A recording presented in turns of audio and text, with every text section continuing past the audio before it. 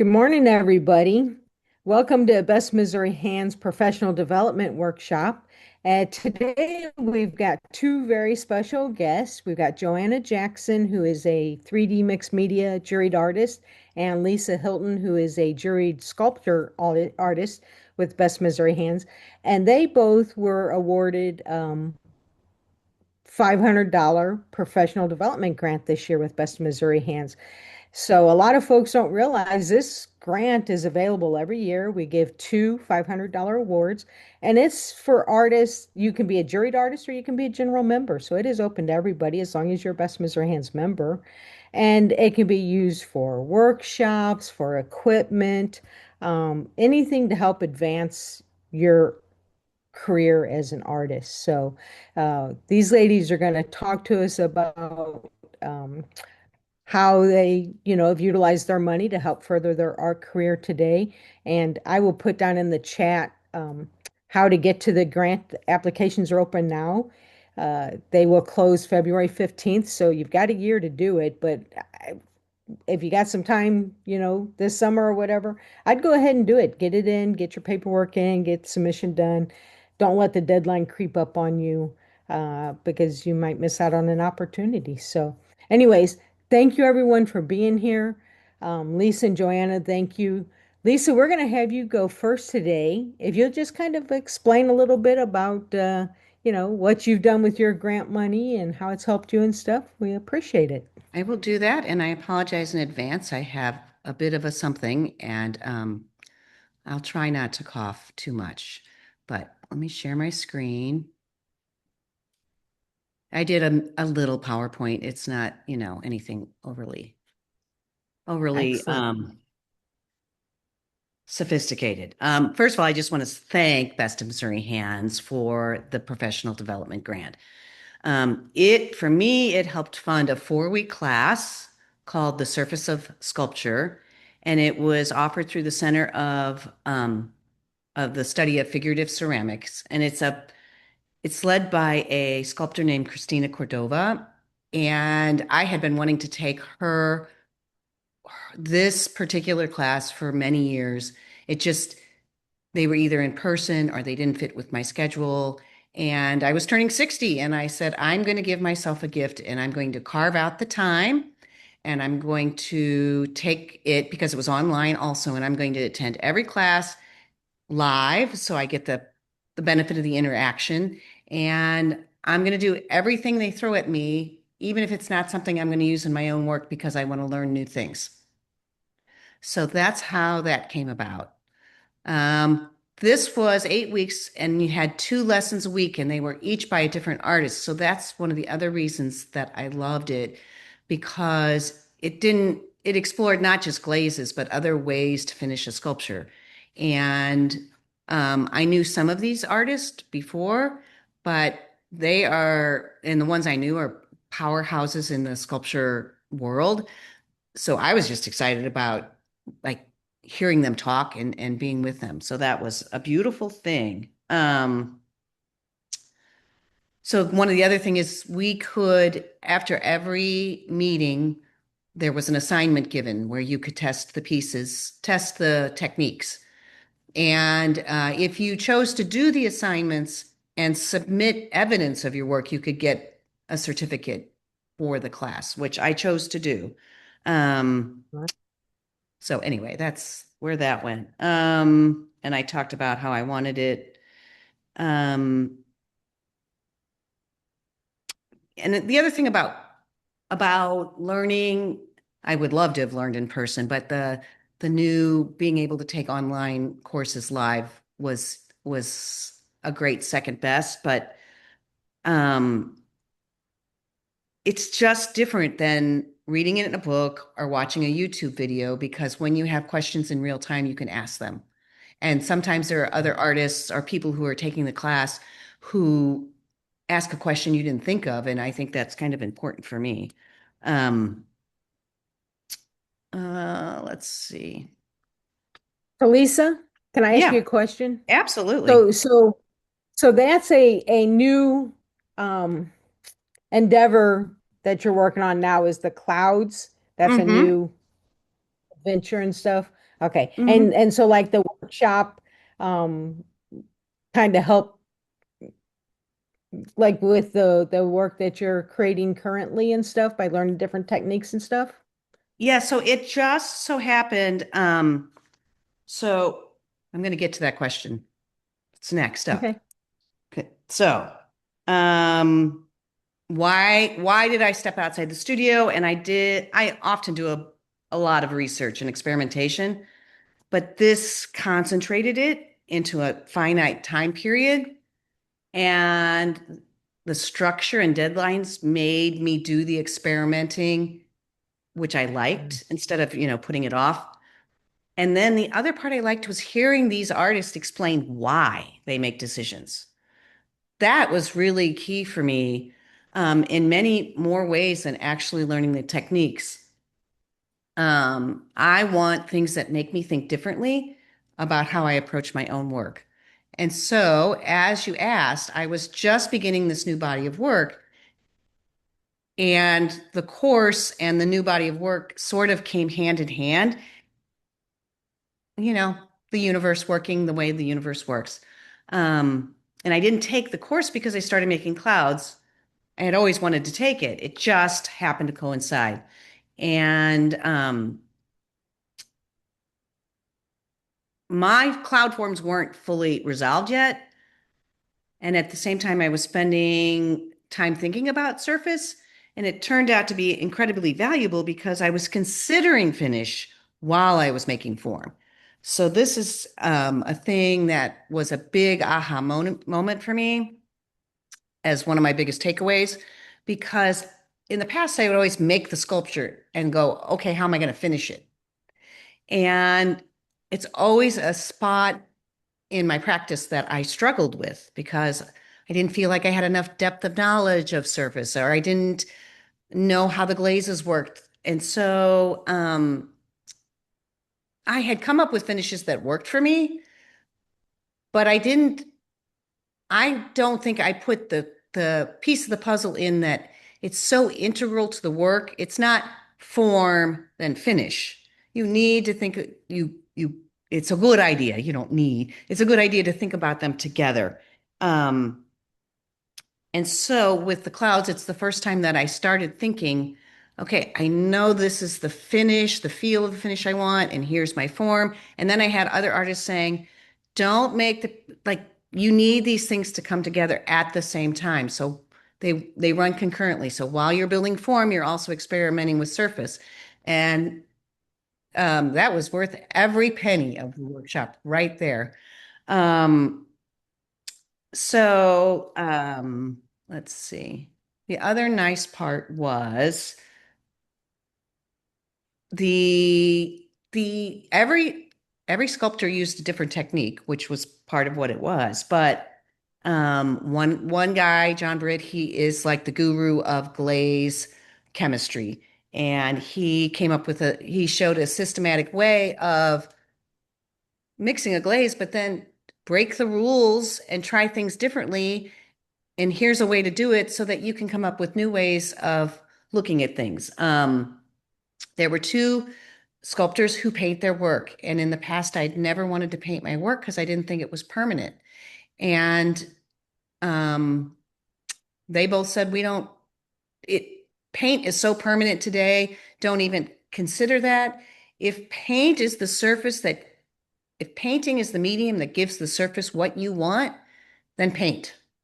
Don't worry about whether it's a fired on finish or not. Think about how the surface is complementing the form. And I thought, oh, because old school ceramicists always think you have to have a baked on finish, a fired on finish. And after I did some things with paint on my sculpture, I was like, oh, it's kind of cool. I don't know if I'll use it, but I know that I feel like I have permission to try it now.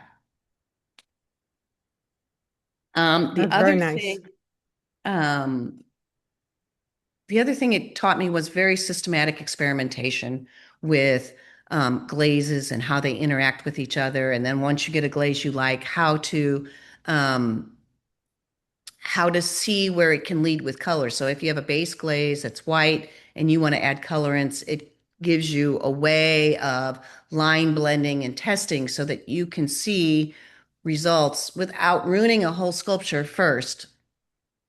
Because I've done that many a time, put a finish on and went, oh, I hate that. And once it's fired on, you can keep adding glaze or you can sandblast it off, but you're pretty much stuck.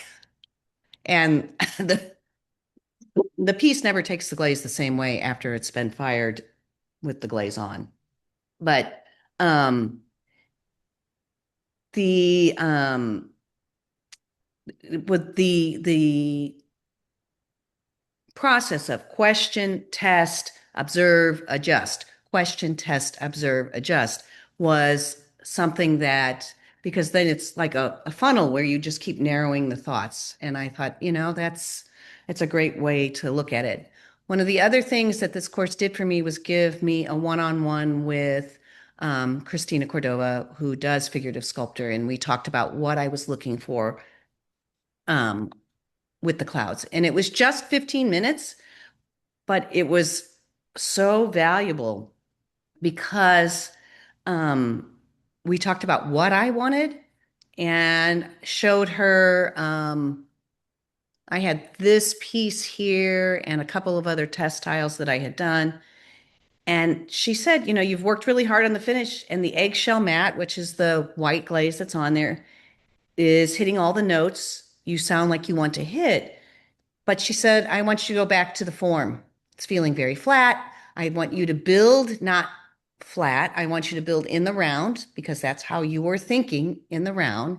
And then after that, um, look, and when you're building them, think of different ways of building that are going to bring in the texture that you want, that's going to bring in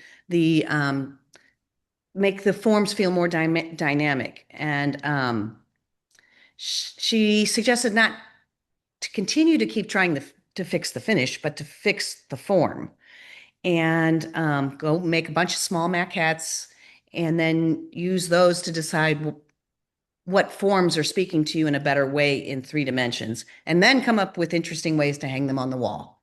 And I thought, wow, it was true. I had worked so hard to solve the surface back to the whole form and surface at the same time that I wasn't seeing the form anymore. I was just concerned about the surface. But I believe good feedback doesn't give answers, but leads to other questions I may not be thinking about, especially if I get into tunnel vision. So that was another really, really important takeaway for me from this. Um, it gave me technical information in the course, how to think more concisely, systematic experimentation, questioning assumptions, and it gave me dedicated time to learn. Um, the cloud work is still continuing. This is my very first, it's not hanging on a wall, imagine that. My very first finished cloud that I'm going to call finished. It's titled Cloud Number One. And it Good came from job. everything. So there we go. Any Excellent. questions? I talked Yeah. fast. No, Lisa, on the one slide where you had I guess it was the glazing, Uh-huh. one looked like stripes and then you had little squares. Were those samples of glaze on Yeah, clay so or? what those are a grid of glazes where you take and you so this course, what was nice about the course is you didn't have to be somebody who mixes your own glazes, which I do, because it took into account all experience levels. And if you're a person that uses commercial glazes or you're a person that, you know, whatever. But what it does is you take 5 glazes and you put them in stripes like this, 5 different ones, and you label it, and then you layer them again like this. And so then you see how they interact with each other.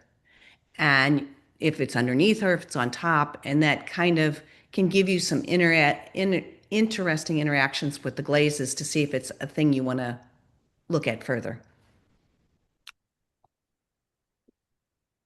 I Any? like that you were given like a kind of like it was like a roadmap kind of for things that you could explore.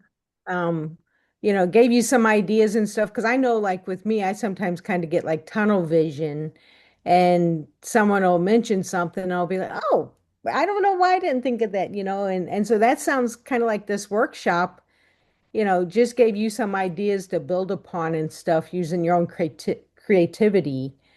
So I And think it's I excellent. love that most of the people in the workshop were were working on figurative pieces, and I did like the fact because a lot of the assignments were done on figurative work that she did not hold me to this was all about surface, so I could experiment on the clouds, and it wasn't going to be counted against me. So that was nice. And I went back and forth about whether to get the certificate, but I thought if I force myself to do these assignments and get them done, that's the best way I'm going to learn. It was like being back in college. Yeah, yeah. Good for you. Patty, I know you've got a question. Yes, I love hearing all about this, Lisa, and I think it's such a cool journey. I'm curious where Christina Cordova is located. So she is located in North Carolina. She has the Center for Figurative Ceramics is it Penland School that's down Penland, there? yeah, that's because I So thought she I did had heard of residencies her. there, but now she has her own studio that she does this and I don't know if it's on Penland's campus or she's on her own thing, but she's still highly associated with Penland. And then she's from she from Puerto Rico, Puerto, I can't remember where she's from particularly, but she will often do um, workshops, in-person workshops in South America also. Oh, cool. And So then one of our guys was from Spain, the one who paints his sculpture. One was from Canada who did Sager firing. I mean, it was really, one was from, was she Polish? I think she was Polish. She was here in the United States, but she makes these huge monumental sculptures and they fire them at a sculpture park where they're going to be installed. So they build the oh kiln wow, around the thing and then they fire it. And it's like this that whole is so production. cool. I mean, and we're talking about 10, 12-foot sculptures. I'm like, oh my gosh, and just, I love seeing artists the way they think because it's just so different from the way I think. And I Okay, love and I it. just have one more kind of personal question. Sure. Um, do you feel as though you're working away from your figurative work, or do you think you will return back to it after the exploration with clouds? Well, that's a really good question, Patty. So I have a couple commissions that I'm working on that are figurative works, and I enjoy working on the figure. It's like after so much time on clouds, going back to the figure, it was like coming home because I sort of knew what I was doing. But I don't think I'll ever. Yeah, I don't. I have no idea because I think who can predict? But I do. My goal is to get the clouds to a point where I could apply to a show with clouds on the wall. Hmm. And You have know, the body of work that's have solely the body of dedicated work, to have the booth clouds. set up, do the thing, and have the clouds be working. Oh, that's awesome. Well, thank Nice. you so much. I love hearing all about it. Thank you for having me. Lisa, Yeah. in the background, the clouds that we're seeing back there, are Yeah. those sculptures there? Are those 3D? Great. I Those, like that no, display. these were, let's see if I can bring it closer and you can see them. Yeah, these are all test wall pieces and none of them are, none of them are, they're all rejects. They're pretty nice rejects. I love that. I love They're that all rejects. display. I mean, there's something about each one. I think I did a Instagram post on form and why I disliked all of those. Um, but yeah, but I keep them up there because keeps my brain percolating. And my husband's always like, Lisa, that's a piece of drywall that you've just got some screws in. You are flirting with disaster. I'm like, they're all rejects. It's gonna be okay. Have But you I ever think have you ever something, gone oh, sorry. skydiving? Have you ever gone skydiving? Never. Okay, I would recommend that as a part of your research. Because if you go skydiving and do it on a cloudy day, because if you get to float through a cloud, it'll change your life. I mean, yeah. I I just don't think know. that's I'm something. scared to death of heights. Oh, no. It is the coolest experience. And to Eh, be caught in a Okay, if cloud, you, I agree with Kim, but if you're afraid of heights and can't do it, go find some videos of some people jumping out of planes through the clouds because at least you could get some of that experience through their videos because it doing it live where you're feeling it is different from the video, but the video would at least give you some of that experience. mm, Have both of y'all done it? mm, I Wow. have, Oh yeah. my I gosh. have too. Oh my gosh. I'm impressed. Me too. And I'm scared to death. I would not do it. Never. Mm-mm. Uh, I only did it because my mom did it for like I think it was her 50th birthday. And and I got to tag along and stuff, but neat experience. Hey Lisa, where Yeah. can people find your work? How can they find you? You On my know. website, lisahiltonart.com. Okay, all right. We will make sure that Or goes on in the Instagram, you. Lisa Hilton Art. Yeah. All right. And you don't have any shows I upcoming have or nothing coming up this year. I blocked off the entire year to develop this body of work because I work so slowly that I can't be in a show that requires figurative work and do this at the same time. I right. can't do it. So Yeah. Well, that's smart. That's smart. Does anybody else have any questions for Lisa? Well, I'll tell you what, Lisa, you did an excellent job, and All right. congratulations on winning the grant. I I am think just you, so thankful. And for everybody out there who's thinking about applying, don't hesitate, just apply. Because yeah, there were a couple of times where I bought a kiln or did a thing. I'm like, no, I'm not going to do it. No, I'm not going to do it. No, I'm not going to do it. I'm not going to apply for the grant. And then I kept hearing Kim go, doesn't matter, apply. It doesn't matter, apply. And it was worth it to apply. yeah. Well, it looks like you got a great experience from it. So, I, congratulations. thank you. All right. Any more questions for Lisa?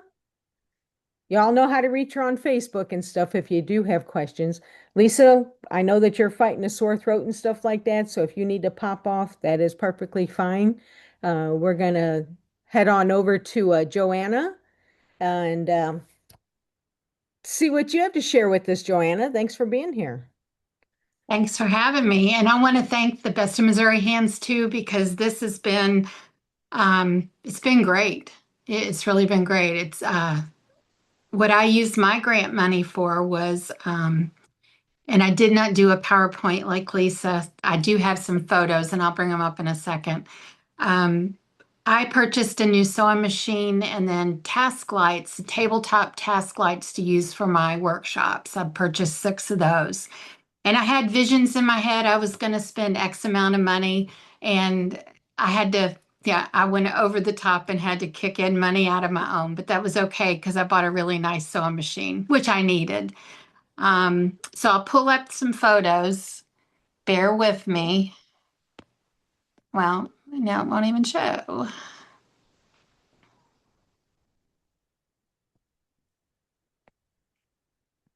And so you teach workshops I at your do. home I studio. Correct. And also at the botanical gardens. Oh, So, good. and you have to excuse all the pile on the side. That's stuff that's going in my Etsy shop that I have not put in yet. But the little yellow sewing machine in the back is what I have been using because my regular sewing machine was broken forever. So that little yellow sewing machine I've been using for the last 7 years doing all my stitching. And if you don't know my work, I do a lot of, with my workshops, I create kits. And so everybody gets a specialized kit for each workshop. For example, I just did a workshop at the Botanical Gardens and we did a lavender embroidery. So they got a bag decorated with lavender flowers that I hand stitched and stitched on my machine. So I do what I wanted the machine for was for free motion stitching. So I'm going to switch my picture. So this is what free motion stitching is. This is a class I got coming up. That's going to be part of their kit that everybody's going to get a hand stitched bag with a bird on it. This is we're stitching a hummingbird, and it's also at the Botanical Gardens. And also not only just for my kits, for anything I do on Etsy, I have two Etsy shops. Anything you purchase from me on Etsy, I don't care if it's not even $5, I create a handmade pouch or bag to go along with it. So I'm stitching all those, and most of them I make out of vintage quilts. So I needed a sewing machine that would stitch through all the layers of an old quilt with the old cotton batting. So I try to repurpose a lot of fabric. In fact, those little birds are a repurposed vintage tablecloth that I'm using. And that's a close-up of the stitching. So my machine would not do the free motion. And if you don't know what free motion is, you're basically putting the attachment that's on there doesn't hold your fabric down. So you can move your fabric around to draw with, basically. I'm not great with it yet. I'm still practicing, but there's people who write with it and everything. And that's my goal. But it's a lot of practice. Let's see. And that's a sample of the bag's not finished stitching yet. I'll eventually stitch all around everything else. That's just laying there with the bird on it. But that's what they get with every kit. Wow. And then that was the class, the lavender class I just had. That's how I present. I have vintage suitcases, so everything is, sitting. So yeah, so the sewing machine has helped me so much already. It's incredible how much it has helped. So, and there's a class. So this was a class that I took, and I don't know if you can see the lights. If I touch to blow it up, I hope I don't mess anything up. But those are the little task lights that I bought. I'm probably going to end up buying some more of them because I originally wanted them for my home studio. So when I teach my classes here, my embroidery classes in my house, if it's cloudy out, it's dark in my studio. So I needed them for that. But the classroom I'm teaching at the Botanical Gardens now has no windows. And so it's kind of dark. So I decided to take them to see if it would work, and they love them. In fact, the Botanical Gardens is looking at them. They're thinking about purchasing some because they work great. And I have a better picture of the light. So they fold down flat, and I have a picture of that, but they're really nice. If anybody needs one, I recommend them. They've just been, it's amazing how much help it's been. And just something so simple.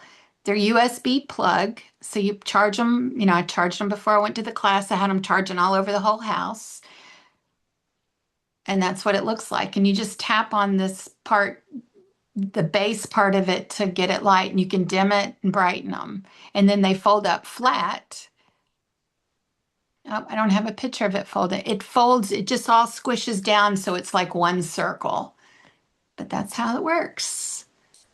Where did you find those at, JoAnna? Like on They were on Amazon Amazon. They were on Amazon. And my those are nice. sewing machine that I got, let me go back to it. I bought it at Heidi Sewing Center. And it does stuff I don't even know how to do yet, but it did come, I was able to take a free class with it. So that was fun. I had a one-on-one with a lady.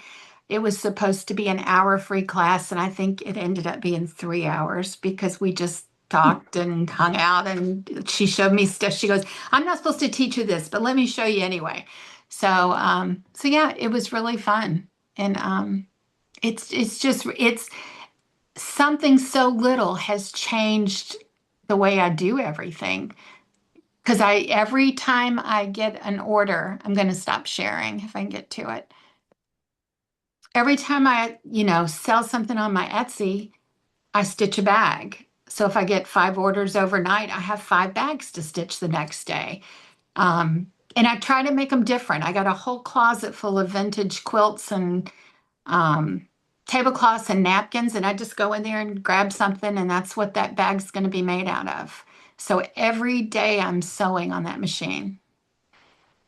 Mm, So that's yeah, very nice. yeah, You definitely have a brand, and like I love that you include your little nest feathers, you know, my logo. logo, yeah, Yeah, with that and yeah, everything. You definitely have a brand, a flavor that definitely says Joanna. So yeah. Thank you, thank you. now when you do books, are you able to use the machine with your books, or does that have to all be hand stitched? My Because I books are know all you, they're all hand stitched. Now I okay. have thought about doing some covers where I do once I get the free motion under control where it really is like it's supposed to be, stitching on some fabric and then making books out of those covers. But I haven't done that yet. But if you buy a book from me, you get a bag handmade that the book goes in. So Yeah, yeah, very yeah, nice. yeah. JoAnna, Now, I have a question for you. Of course you do, So- Fatty. Well, I mean, yes, I completely agree with Kim. Your brand is absolutely beautiful. The detail, and I mean, we've talked about this before, but what I'm curious about is, so I know you have a lot of kind of different art in your background. What drew you into working with the fabric and, with your slow stitching, and what was it that really kind of locked you in that working with the fabric was something you wanted to really explore? That's how I really started. My mom had me sewing when I was 2 or 3 years old. So I've always sewn, and I just kind of got away from it and started, I was doing the painting, and then I went from painting to I did a marbling workshop up with a friend, and that sent me down the road of bookbinding because I had all this marbled paper. Well, what in the heck are you going to do with all this marbled paper? So I started making books. And then when I got to the bookbinding, I'm like, I can incorporate my stitching back into the bookbinding. And once I started doing that, it's like, oh, why did I? That's what I'm supposed to do. Why did I ever stop? I mean, I stitch 3 hours a night, every night of my life. I hand stitch. I mean, it's just, yeah, that's me. It's my, every night I cannot wait till I can sit down and settle down. And that is just my calm time. It's like Zen time for me. And do you always have like projects you're working on? Always something. Is And if I okay. don't have a project, I run my husband, he's so funny. He'll say, what are you going upstairs for? I don't have anything to stitch. Let me draw something real quick and I'll stitch it. I've got a whole basket full of stuff I've stitched that I'm not even going to use. They're just there. I just have to stitch. Yeah, it's just, I don't know. I love that. That is so awesome. So if anybody do you needs wear a anything, thimble? I'm shopping in my Do you wear a thimble when you are stitching? No, I can't. No? I can't. Mm. I have permanent holes in my fingers from the needle. And I have to tell a funny story. We went to get our clear pass to travel when we went to Italy. We had to get our whatever with the government. And so they were scanning my fingertips, and the guy said, "You have no fingerprint. That's Mm. weird." I said, "Because I've sewed my whole life. I don't have a fingerprint." I mean, I Wow. used to have a problem at work. I couldn't get in on the computers because I had no fingerprint. It wouldn't open them. So I've just worn them down. That's a lot of work, It to get is. your fingerprint. I know. So that was nice that they gave you a free lesson on that machine because I mean, looking at that machine, it looks like you need to have a master's degree, It's you really know. it's a simple machine. It really is. Mm, In fact, this is the machine they said, because I didn't really know which one I wanted. I know which one I applied for the grant for, and it was like three models below this one. And then when I went in talking to them, the girl said, this is the model they use for all their classrooms. And she said, this is what I would get. It's a workhorse, especially since I'm sewing through all the quilts and stuff, that I needed something that could go through all those layers. right, So right. yeah, it has all kinds of fun stitches. I can do a whole row of hearts or a whole row of flowers, or yeah, it's a it's fun machine. Can you do regular So stitching like, with it Yeah, too? yeah, it's a regular, it does everything. Yeah. And this one has a button on it. I can just press the button and it just goes. I don't have to do anything. Just make sure everything's straight. uh, but it's neat that you're using it like as a free flow. Like, I That's the like main that bird reason. where it's just, yeah, I That was like the main that. reason I wanted it for the free motion stitching, so I could draw Yep. with it. Um, yeah, That's what I liked about Lisa's clouds because they feel very, very organic to me. I And like agree. that's the same with your bird. I mean, it felt organic. It Right. wasn't, things that are too proper, you know, sometimes are I I like the I agree. That's why I think I like the stitching, Patty, is because bookbinding, there's so many rules. Everything Hmm. has to be perfect. If your holes are off, you just have to throw it away because you're going to see it.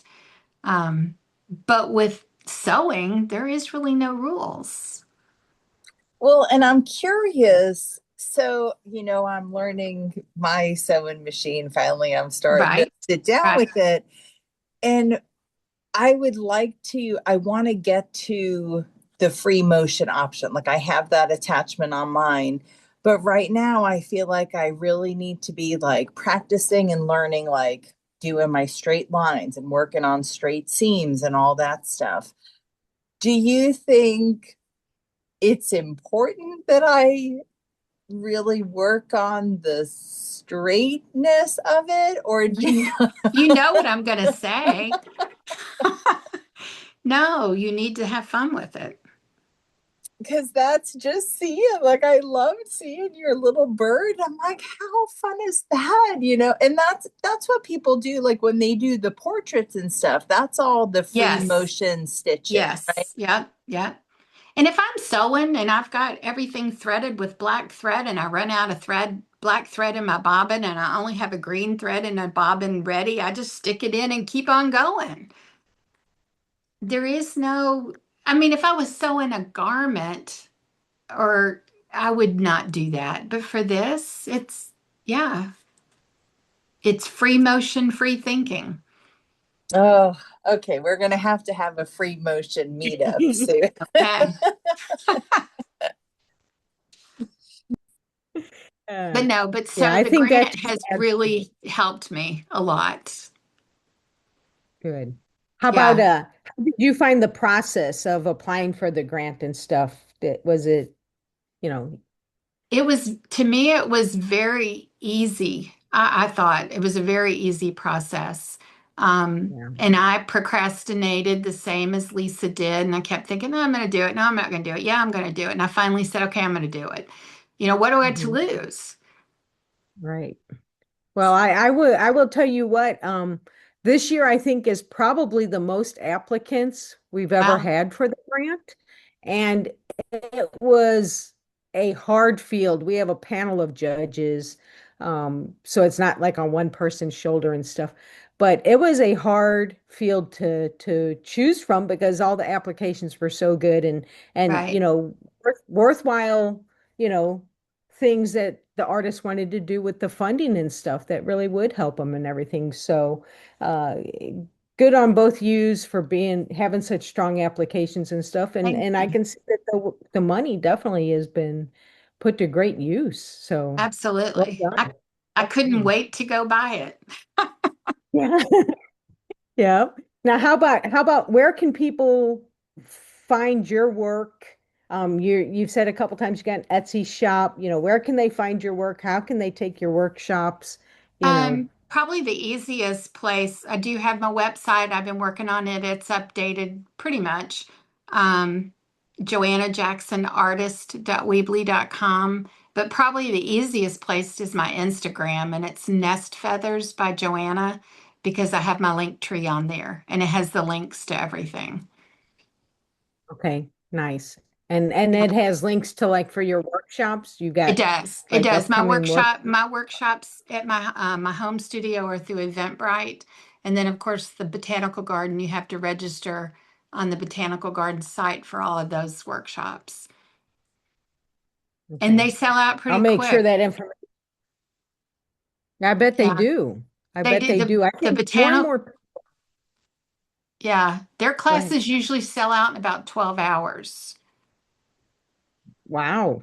Yeah, That's like trying to get a Taylor Swift ticket or something. They it go is. fast, Because you what you have to do is know. when you go online there to get a tech, to get in a class, they only accept 20 or 25 at a time. So they put you in like rooms and they'll let this first room pick their classes, then the next room pick their classes, and it's a process. Because I had a Yeah. class I wanted to take this time and I wasn't fast enough. I didn't get in it. Goodness. Yeah. Goodness. And their Well, classes are really reasonable too. yeah. I think people are looking to do more things, experiences with I agree. creativity and stuff like that. And it's a fun way to get out, spend some time, either by yourself or with a Right. friend or a Hmm. partner or something, and do something, you know, Right. that kind of feeds the soul while you're having fun Yeah. creating and stuff. So I'm And glad you from do that. Yeah, and for me, if somebody is interested in a workshop or they're interested in like a couple of girlfriends get together or friends or whatever, husband, wife, couples, whatever, they can contact me. I do private workshops too. Okay. Well, and I would say that anybody watching this needs to go to the Best Missouri Hands YouTube channel because we have such a variety of Hmm. videos. And we did one with you last year, I guess it was, where you did a um, explanation of your workshops and stuff like that. I forget what was it called? It was I don't remember what we home called it. studio. Yeah, it was something about a home studio workshops and stuff like that. But anyways, I mean, you are like the workshop guru, as far as how, you really make sure that it is an experience It is. in every which way that a What you workshop can be an learn experience. is just Yeah, this much of it. The rest of it is just the experience. Yeah. I yeah. say it's like You, going to you, a bed you, and breakfast without a bed. yeah. Well, see there, you've been successful at your bed and breakfast. Then you're just Right, not providing the bed. right. So yeah, what that is. That's a good analogy because you really treat your folks, um, with the utmost experience that they could want. And so I'm sure a lot of them leave there very pleasantly surprised and just tickled, you I know. hope so. Yeah. I think they are. I think they are. Well, do you have anything else you want to share? I don't think so. I can't think of anything. Okay. Well, I will tell you what, and we'll open it up again for questions here in just a second again. I am going to share my screen, um, just real quick. And let me see here if are you guys seeing my screen? Hmm. Okay. This here, so you can see the Best Missouri Hands website. I can't see you guys. Is that Yes, yes. okay? Okay. So for anybody who is interested in applying for the grant, like I said, applications are open now. So you can go ahead up to February, I believe, 15th. So go to the Best of Missouri Hands website, which is www.bestofmissourihands.org. Make sure you go to the org. Here you can either click on the sliding banner when it gets to the professional grant information and stuff, or you can just go up here to programs. Up here at the top, click on programs, and the drop-down menu, it'll say Best of Missouri Hands 2027 Professional Development Grant. Click on it, and it will take you to the page where you can apply. It'll fill you in on, the different things that you need to do and stuff.